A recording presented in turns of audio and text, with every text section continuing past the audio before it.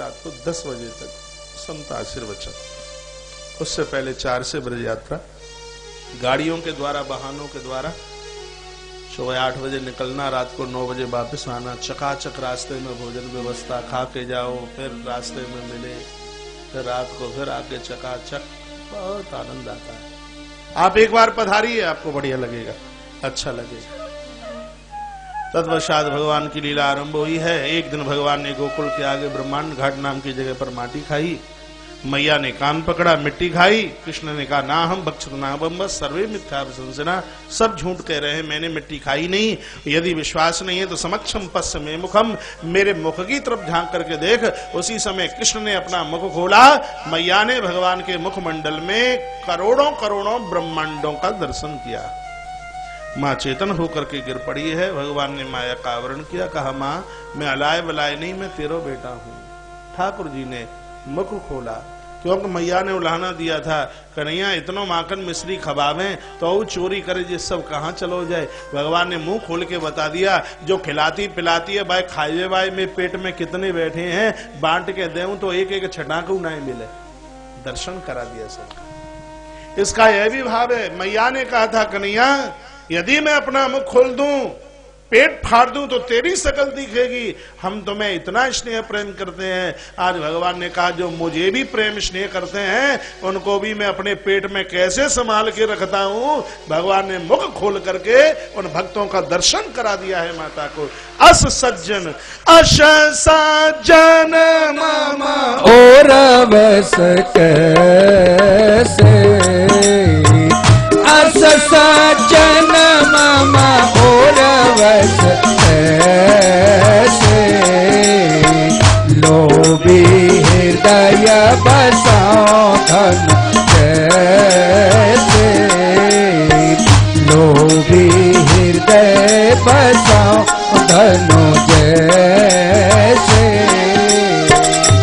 अस सज्जन मम और बस कैसे, लोभी हृदय बसाऊं धनु जैसे। अस सज्जन मम और बस कैसे, लोभी हृदय बसाऊं धनु जैसे। भगवान ने यह सिद्ध करके बता दिया कि मेरे हृदय में मेरे भक्त कैसे वास करते। ये चौपाई आज मैंने 2 बार बोली है क्योंकि ज्यादा विशेष है। रामचरितमानस सुंदरकांड दोहा नंबर 47 के ठीक नीचे की चौपाई है। भक्त को भगवान अपने हृदय में कैसे स्थान देते हैं, यह लीला भगवान ने की। उसके बाद उलूखल बंधन लीला है, जिसमें भगवान को रस्सी से बांधा गया, लेकिन तदपि 2 अंगुलम न्यूनम, रस्सी 2 अंगुल छोटी पड़ी, क्योंकि जीव और ब्रह्म की दूरी 2 ही अंगुल है, एक है अहंकार और एक है मोह। ये दोनों खत्म हो जावे तो भगवान भक्त के बंधन में हमेशा के लिए आ जाता है। वृक्ष से स्पर्श हुआ, धड़ाम से पेड़ नीचे गिरे हैं और उसमें से 2 पुरुष प्रकट हुए। इसका मतलब यह है कि भगवान के स्पर्श से जड़ भी चेतन हो जाता है, चाहे कृष्ण रहे हो चाहे राम रहे हो। राम के स्पर्श से भी ऐसा ही हुआ है। कहां बालकांड का दुआ देखिए, गौतम नारी श्राप वश ओपल दे धर धीर, चरण कमल रज चाहती कृपा करहु प्रभु। आपके चरणों की कृपा चाहती है तो धूल के ही द्वारा मैं नारी अपावन प्रभु जग पावन, रावण भोजन सुखदाई, राजीव विलोचन भव भय मोचन, त्राहि त्राहि शरण आई। मोनी श्राप जो दीना अति बल कीना, परम अनुग्रह मैं माना, देखूं धरि लोचन भव भय मोचन, ये लाभ शंकर जाना। पावन प्रभु जग पावन रावण रिपुजन सुखदाई। देखिए पूरे रामायण में एक ऐसी सिर्फ अहिल्या है जिसने रावण के मरने से पहले भगवान को संकेत कर दिया कि आप रावण को मारने वाले हैं। ये तो गुरुदेव वशिष्ठ भी नहीं समझ पाए। रावण रिपु, आप रावण के दुश्मन और भक्तों को सुख देने वाले हैं। क्यों? भगवान का स्पर्श होता है तो लोगों की जड़ता खत्म हो जाती है। जड़ता किसे कहते हैं? संसार को सत्य समझ लेना, यही जड़ता है। ज्ञान क्या है? ईश्वर को स्वीकार कर लेना, ईश्वर को समझ लेना, यही ज्ञान है। भगवान का स्पर्श हुआ, अहिल्या की जड़ता खत्म। कृष्ण के स्पर्श से वृक्षों की जड़ता खत्म। उसमें से दो पुरुष प्रकट हुए। कौन थे? पूछा गया परीक्षित के द्वारा, ये दोनों कौन थे? कह दिया ये कुबेर के दो पुत्र मणिग्रीव और नलकूबर। का पेड़ कैसे बन गए? का जल में, जल स्रोत में विवस्त्र होकर के स्नान कर रहे थे। नारद ने श्राप दे दिया, कहा तुमने जल के देवता वरुण देव का अपमान किया, जाओ जड़ ही बन जाओ। पुराण में लिखा है कि जीवन के 6 काम ऐसे हैं जो बिना वस्त्र के न किए जाएं। स्नानम दानम तथा होमम शयनम गमनम भुजम। नहाते समय नाभि के नीचे वस्त्र हो। यदि कोई इस मर्यादा का महाराज इस मर्यादा का जो पालन नहीं करता है वो जघन्य अपराध का भागी है। स्नान करते समय, दान देते समय, गमन यात्रा करते समय, भजन भोजन करते समय और शयनम सोते समय यदि किसी ने यह अवज्ञा की है तो पाप कृत भवे, तो उस व्यक्ति को जघन्य पाप का अपराधी बनना पड़ता है। नारद ने कहा विवस्त्र होकर स्नान किया जाइए, वृक्षों को कपड़े नहीं पहनने पड़ते, हम तुम्हें पेड़ ही बनाई देते हैं।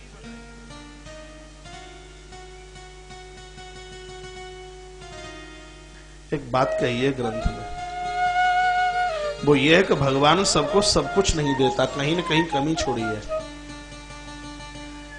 धनाढ्यों को धन दिया तो औलाद ठीक नहीं दी।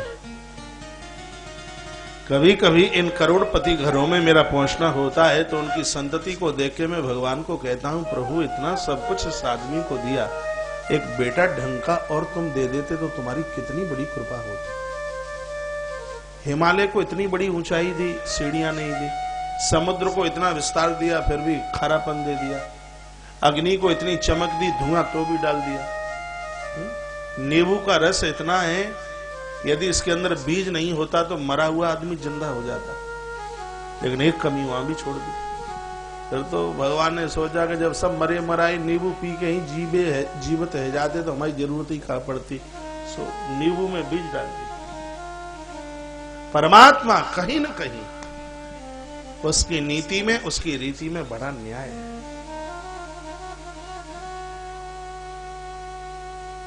और वह लोग तो बड़े भाग्यशाली हैं जिनके औलाद, जिनके बच्चे संस्कारित हों। नारद ने श्राप दे दिया, चरण पकड़ लिए, उद्धार कीजिए।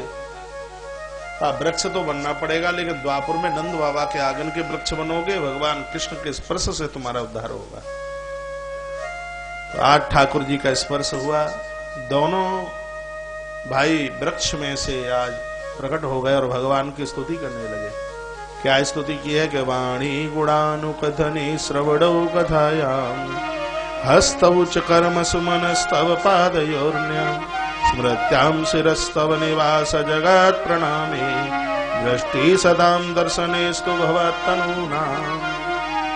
पहला वरदान मांगा है कि हमारी वाणी सदैव आपके नाम का कीर्तन करती रहे, कृपा कर दो। श्रवणौ कान कथा सुनते रहे। हस्तौ, यहां तऊ द्वितीया है, आपने व्याकरण पढ़ी होते, तऊ तान, ये दोनों, ये सब। तो तऊ एक हाथ नहीं महाराज, यहां लिखा है हस्तऊ, यानी एक हाथ नहीं दोनों हाथ। श्रवणऊ, एक कान नहीं दोनों कान, द्वितीया का वर्णन है। तो वाणी गुणानुकथनी श्रवणौ कथायाम, दोनों हाथ सत्कर्म करें, दोनों कान कथा सुने। कर्म मनस्तव पादे, और न हम मन वचन और कर्म से भगवान सत्कर्म करते रहे। स्मृत्याम सरस्तव निवास जगह प्रणामे, हमारा मस्तिष्क बड़ों के चरणों में झुकता रहे, हमारे ऊपर यह कृपा कर दीजिए। और मानव शरीर की यही सार्थकता है। रामचरित मानस दुआ नंबर 117, उसके नीचे की 9 चौपाइयां अपने अपने घर जाकर के एक बार पढ़ लेना। रामचरित मानस दोहा नंबर 117, बन बन सेवन, रजत सीप में भास जिम यथा भानु करिबार। बहुत सुंदर सुंदर चौपाइयां गाई और भगवान महादेव ने पूरे मानव शरीर की सार्थकता जगदम्बा भवानी के सन्मुख रख दी है। और कहा वाणी को क्या करना चाहिए, हाथों को क्या करना चाहिए, टांगों को क्या करना चाहिए, चित्त को क्या करना चाहिए। जिन्हें हरि कथा सुनी नहीं काना, हरि कथा सुनी नहीं काना, श्रवण रंग भवन समाना, श्रवण रंग भवन समाना। जो नहीं करहि राम गुण गाना, जो नहीं करहि राम गुण गाना, जिय सुता दुर जीव समाना, जीव सुता दुर जीव समाना।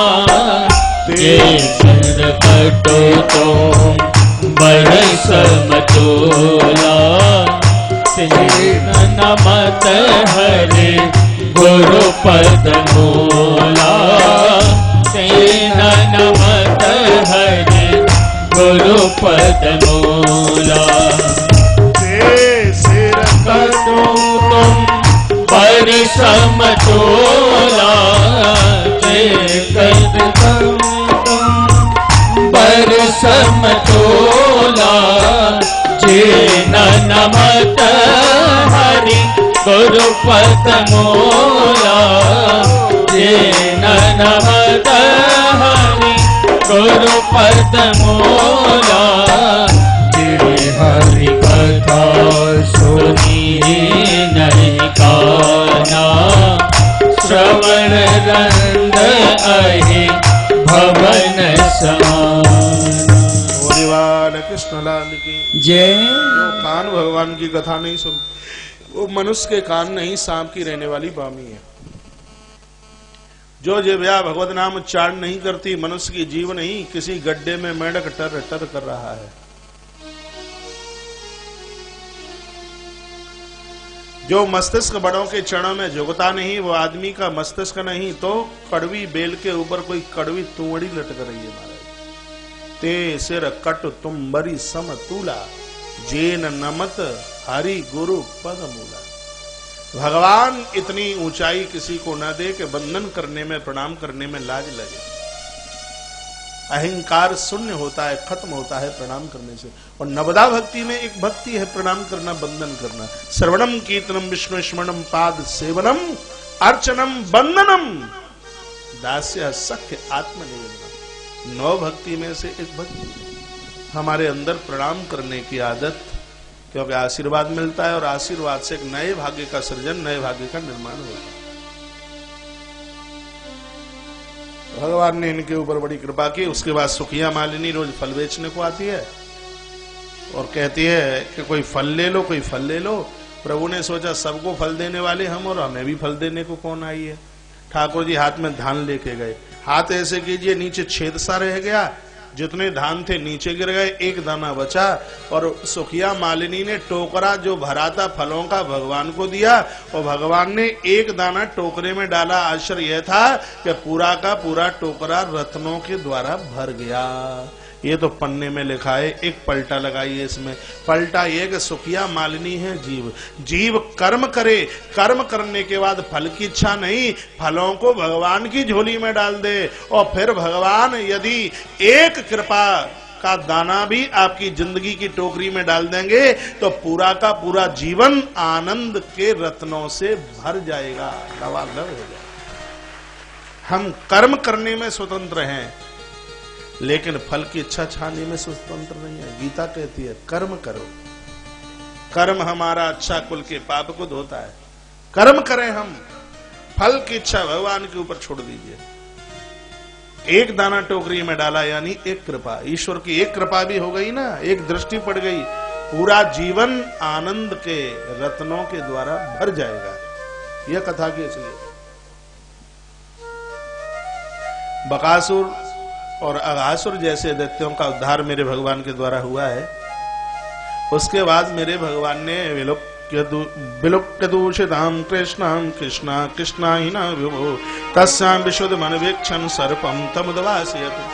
प्राय बहुत परसेंट में वक्ता लोग कहते हैं कि यमुना के किनारे पर गेंद और बल्ले का खेल हुआ। ऐसा भागवत में कहीं लिखा नहीं है, दूसरे पुराणों में हो सकता है।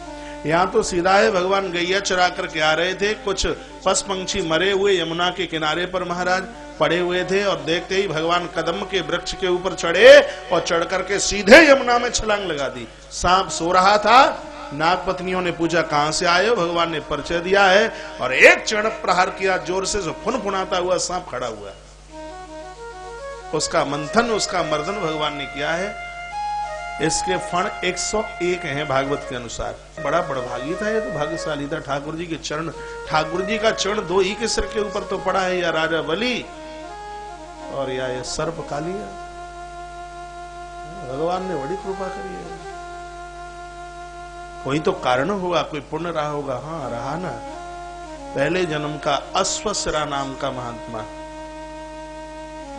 मद्राचल पर्वत पर तप करने के लिए पहुंचना हुआ, और वहां वेदसरा नाम के संत रहते थे। दोनों साधुओं में झगड़ा हो गया। संतों का झगड़ा कभी कुंभ में देखो, जब बजे चिमटा और त्रिशूल।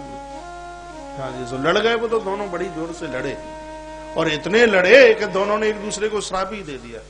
असुसरा ने कहा चालाकी कौए की तरह है, इसलिए वेदसरा तुम्हें कौआ होना पड़ेगा। वेदसरा ने कहा तू तो फुंकार भरता है सांप जैसे, जा हमारा श्राप है कि तू सांप हो जा।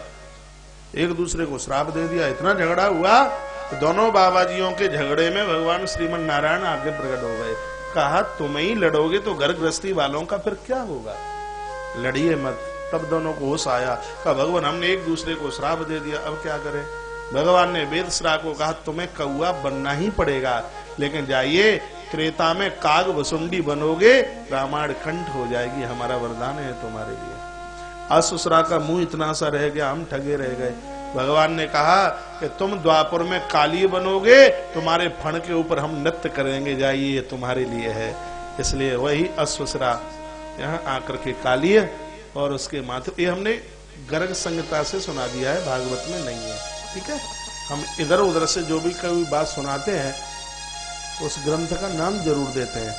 तो यह है इसके पूर्व चरित्र की कथा, गर्ग संहिता। और भगवान श्री कृष्ण के अनुयायियों के लिए गर्ग संहिता बहुत विशेष ग्रंथ है, जिसके आचार्य श्री गर्गाचार्य जी महाराज हैं।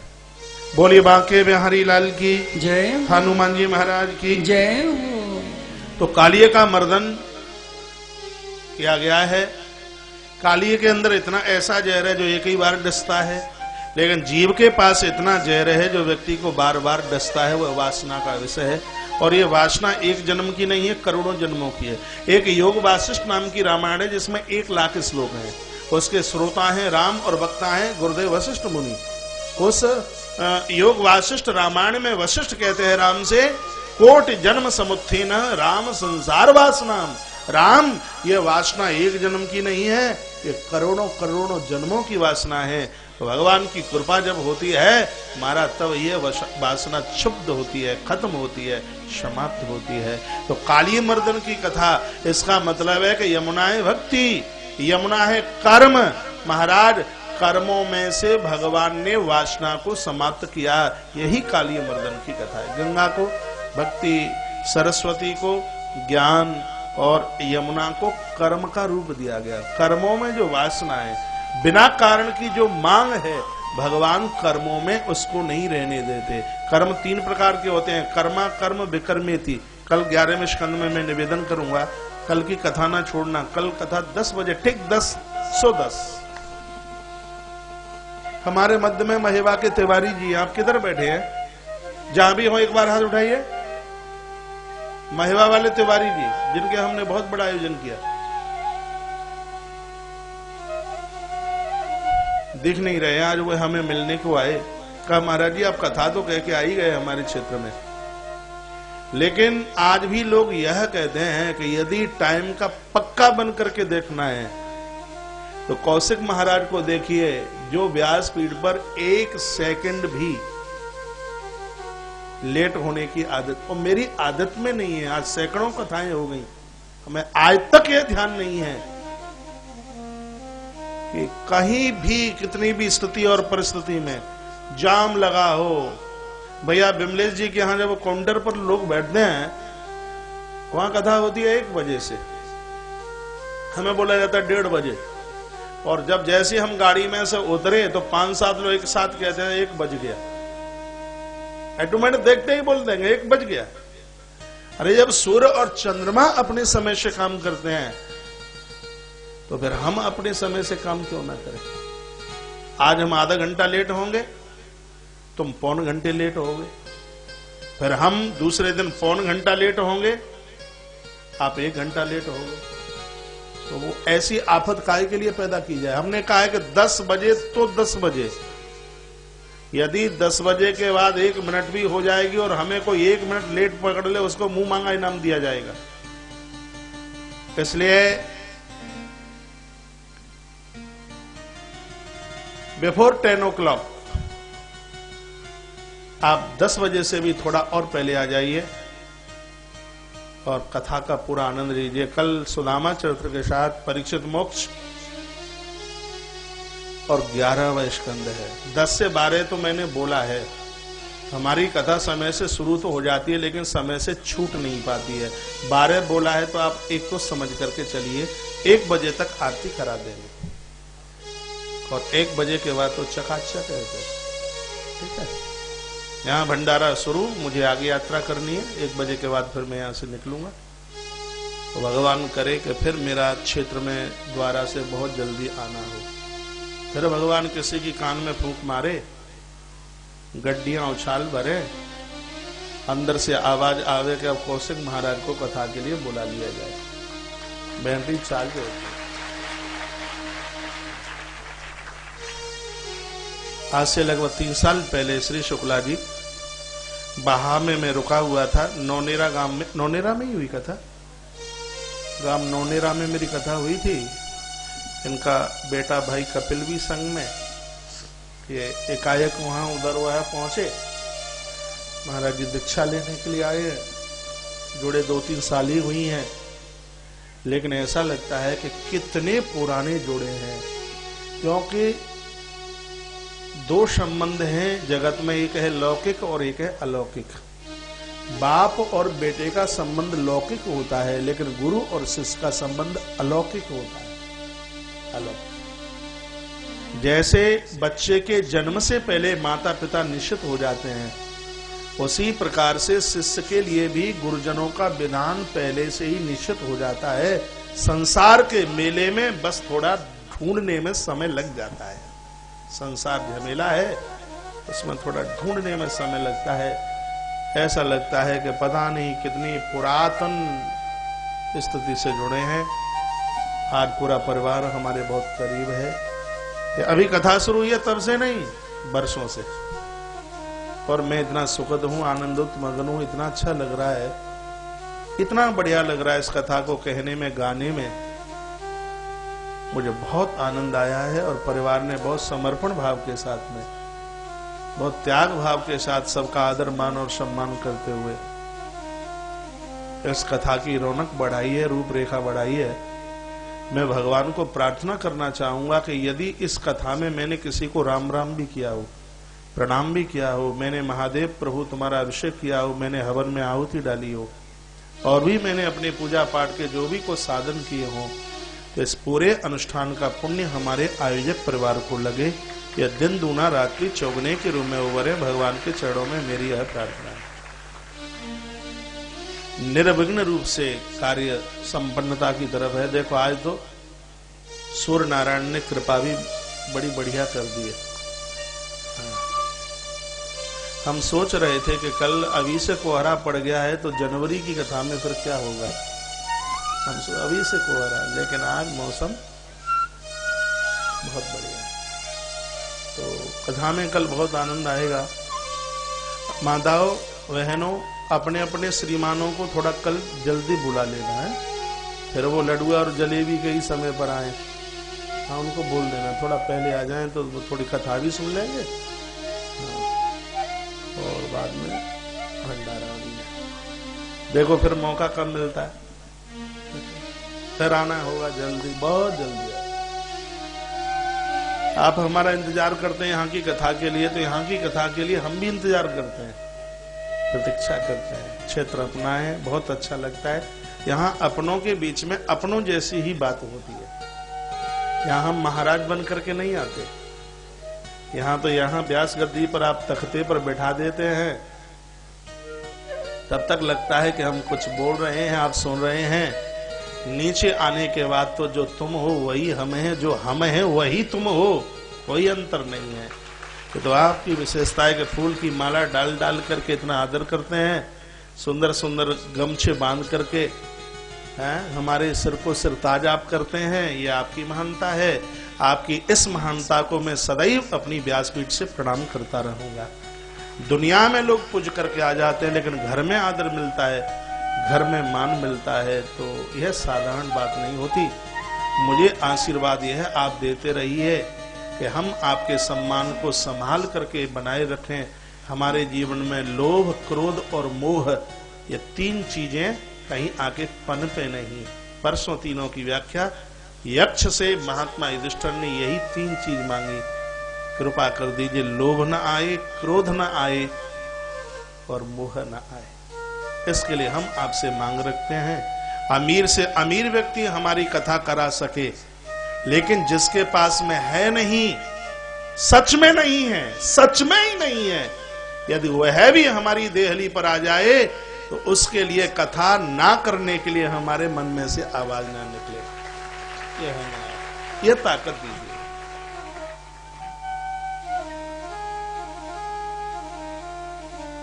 कथा आनंद के लिए, और मैंने कई बार बोला है और आज भी मैं भगवान की सौगंध खाकर के इस बात को कहता हूं, यदि ये सेवा के प्रकल्प नहीं होते तो हम आयोजन की 1 रुपया भी दक्षिणा नहीं लेते, 1 टका नहीं लेते। क्योंकि कथा हमारा व्यापार नहीं है, कथा हमारा आनंद है। जहां हमारा जन्म हुआ है वहां कोई पंडित कर्म नहीं था। हमारा तो पिता एक कृषक, साधारण बिल्कुल किसान। ये कोई पांडित्य कर्म नहीं, यह तो हमारा आनंद है। और कथा आनंद के लिए गाते हैं, आनंद के लिए कहते हैं। ये हमारा सौभाग्य है कि कथा की सेवा से गौ